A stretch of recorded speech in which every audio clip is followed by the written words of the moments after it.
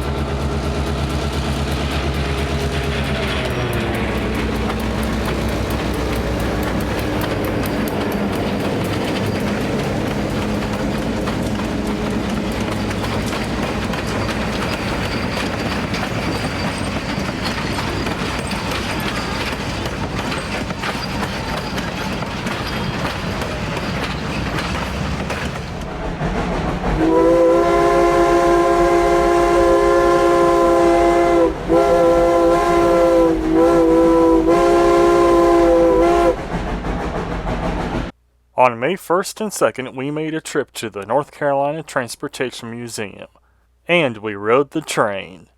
Pulling the train both days was Norfolk and Western locomotive number 620. So, sit back, relax, and enjoy a scenic train ride around the historic Spencer Shops in Spencer, North Carolina. 620 shoves her train into the station.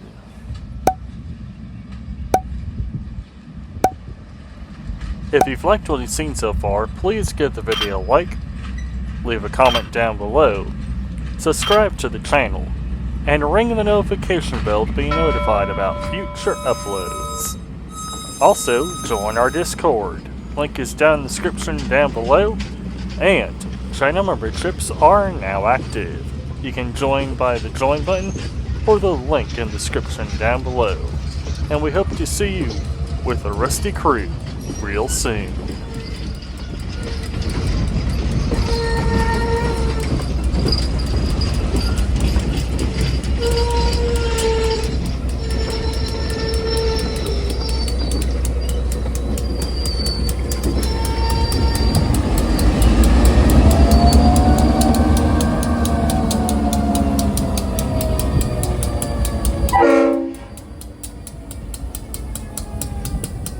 Now that the train's in the station, let's climb aboard. Attention folks, welcome to the North Carolina Transportation Museum. Before we get started on our train ride, there are a few safety rules. Please remain in your seats at all times while the train is in motion, and avoid walking about in between the passenger cars or changing seats. Please avoid messing with any window shades as they are old and fragile. There are no working restrooms on board this train.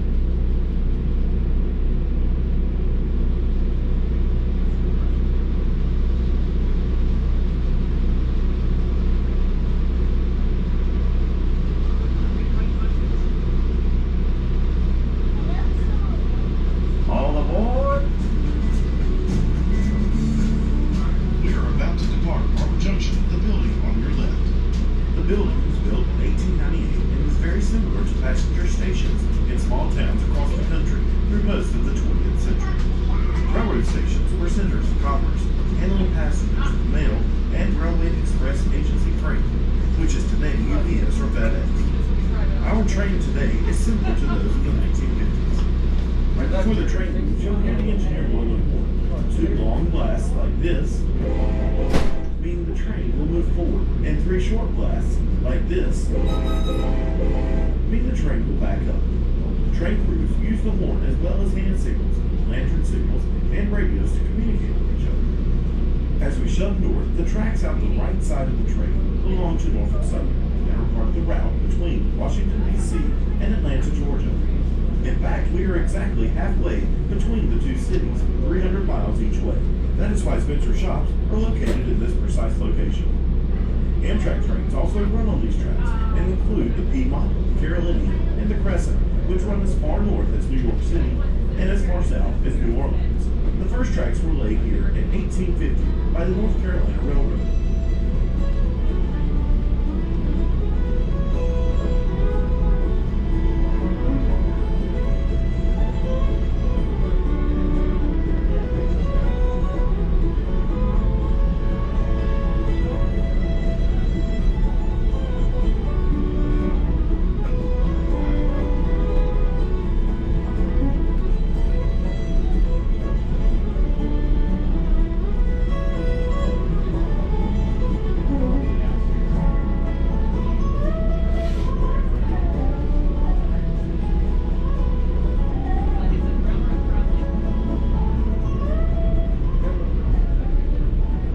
Southern Railway opened its Spencer shops in 1896, all that was here was farmland and trees. The town of Spencer, like the shops, was named for Samuel Spencer, the president of the railroad. Railroad workers at Spencer had a different living arrangement than textile mill workers in this part of North Carolina. Mill workers generally lived in a company house, shopped at the company store, and made less money than comparable railroad jobs. Rent, utilities, and store items were taken from their wages. Southern Railway employees living in Spencer owned their own house, shopped in the publicly owned stores, and enjoyed higher wages. Railroad jobs were hard to come by, which led many employees to work between 30 and 50 years before retiring. Many families had several generations working at the same time at Spencer shops.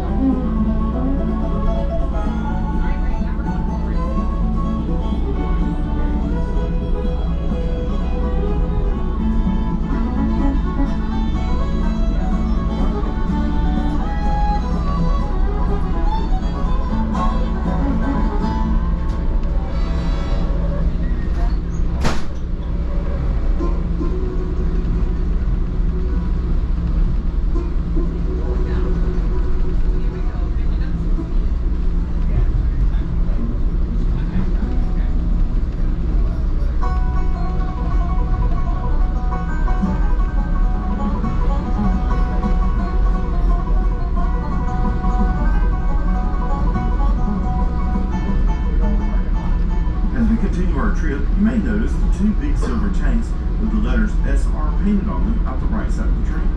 Built in the 1920s, these two large water tanks held water for fighting fires here on the site. To fill those tanks up, water had to be pumped in all the way from the Yadkin River, which is 4 miles away to the north. Next to those tanks is a small red brick building. Don't let its size fool you, because it was one of the most important buildings here at Spencer Shops. It's called the Transformer House. Built in 1914, that building housed and controls all the electrical power distribution through the shops as well as through the town of Spencer. In 1990, this structure was restored, and today it is one of our restrooms.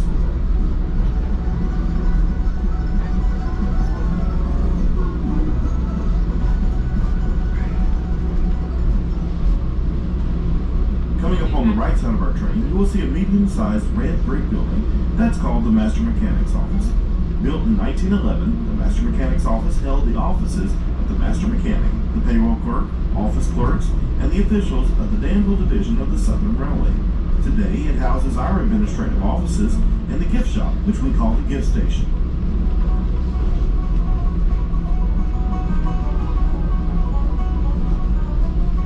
The big gray building behind the Master Mechanic's Office is believed to be the oldest building on site.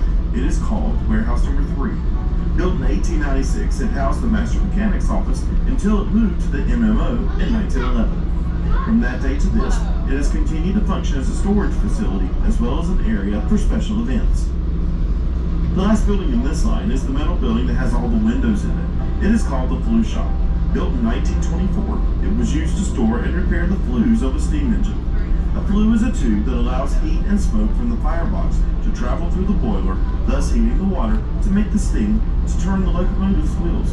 A steam locomotive could have anywhere from 200 to 350 flues inside its boiler. Today, the Flue Shop houses our museum's antique automobile collection.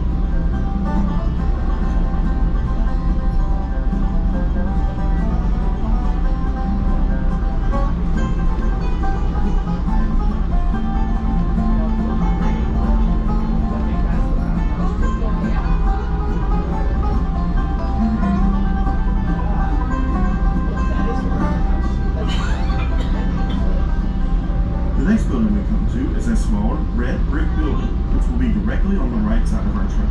This building is called the Oil House. It was built in 1913, and though its building size doesn't look very large, the basement alone was built large enough to hold 5 large oil tanks, each capable of holding up to 52,000 gallons of oil. Every train crew was required to stop there and pick up a supply of oil before going on a mainline run.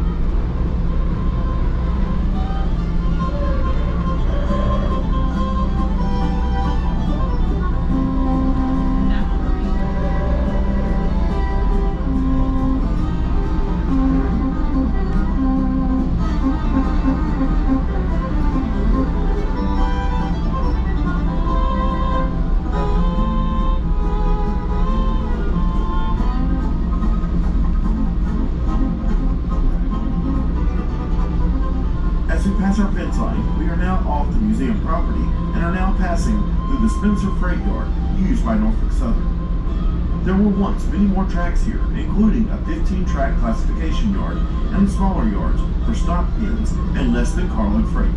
By law, animals transported by rail had to be removed from the cars for feeding, water, and exercise every 24 hours. This was done in stock pens, both covered and open, that were located in this area of the site. At one time, a law in Spencer did not allow freights to run on Sundays unless livestock was being carried. When the railroad needed to operate on Sundays and no livestock was available, they turned to their pet mule, named Maud. She was kept right here at these pens for this very occasion, and would ride the train to fulfill the requirements of this law. Later, when a small steam locomotive was rebuilt to move other locomotives around the roundhouse area, it too was affectionately named Maud.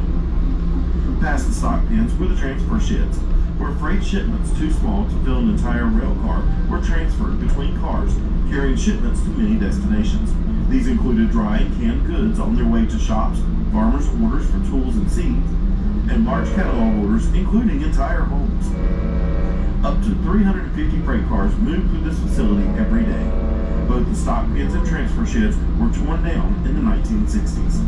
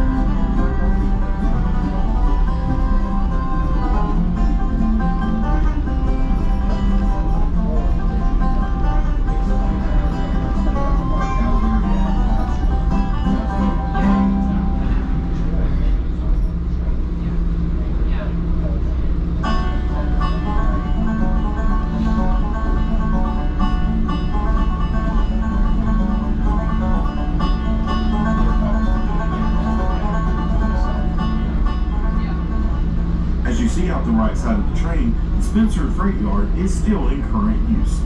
The tracks in the South Yard are all that remain of the receiving and classification tracks that once made up the huge yard here at Spencer. This area is still active today and is used for the Salisbury Switcher. The Salisbury Switcher is a local train which takes cars staged from the main line to private rail sidings at different companies all along this section of the Norfolk Southern Rail. You may see its 2 diesel engines as well as its caboose out the right side of the train.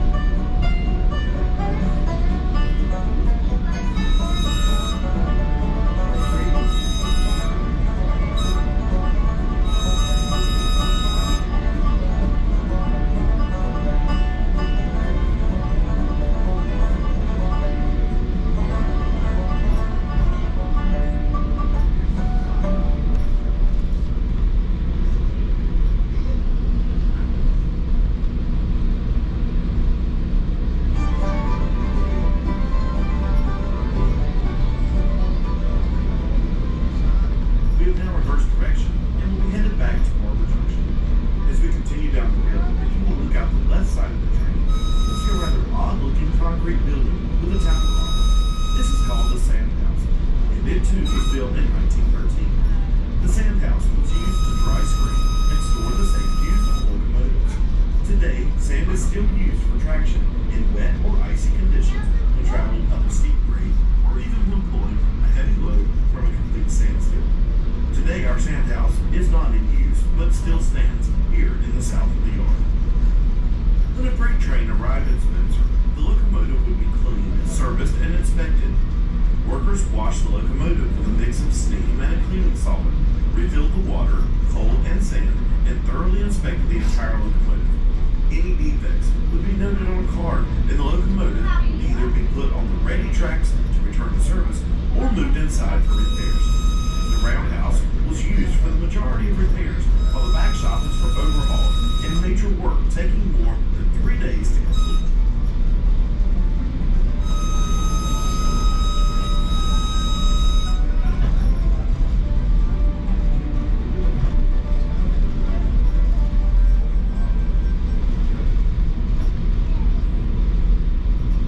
Attention folks, here in just a few minutes, the train will be making a short courtesy stop at the roundhouse.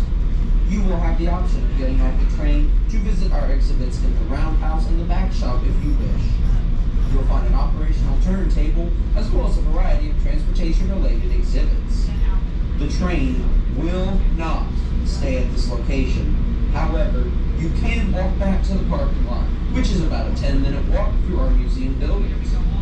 If you wish to get off the train, please proceed to the open vestibule, per a train crew member's directions, and detrain with the help of our conductor or train crew. Please remain in your seats until an announcement is made that it is safe to exit. If you would like to remain on the train, we will return you to the Barber Junction Visitor Center after this brief stop.